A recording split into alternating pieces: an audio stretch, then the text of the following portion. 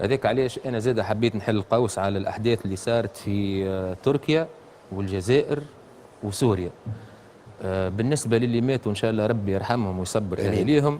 كذلك اخوتنا في الجزائر بعد الحادثه هذيك كذلك زاد وصلهم الزلزال، ان شاء الله ربي معاهم. اخوي العزيز خليني نقول راهو اذا احب الله عبدا ابتلاه، ما نجموش خاطر فما برشا ناس تقول لك راهو الزلازل تجي يعني غضب الله وكذا صحيح، لكن هذاك عنده اوان يوم القيامه وفي الساعات اللي معناها علامات الساعه الكبرى.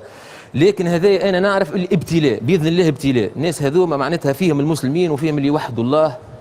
وخليني يا خويا سهيل انا حضرت دعاء نحب ندعيه لعلها تكون ساعه اجابه، لعل ربي يتقبل منا.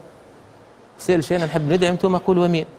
اللهم إنا نعوذ بك من غضبك وسخطك وفجاءة نقمتك. اللهم إنا نعوذ بك من الزلازل وسوء الفتن.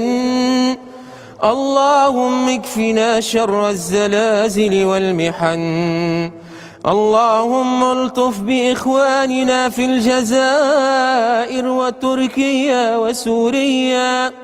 اللهم الطف بنا فيما جرت به المقادير.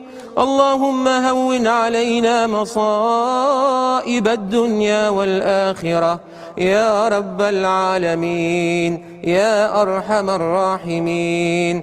وصل اللهم وسلم وبارك على نبينا محمد وعلى آله وصحبه وسلم. كذلك خويا هي فرصة أنا أولا نذكر روحي لعلي أكون غافل، وكذلك فرصة باش اللي قلبه غافل يصحى.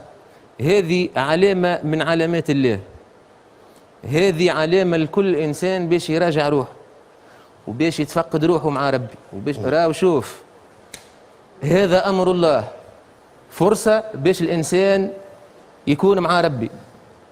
اقترب للناس حسابهم وهم في غفلة معرضون.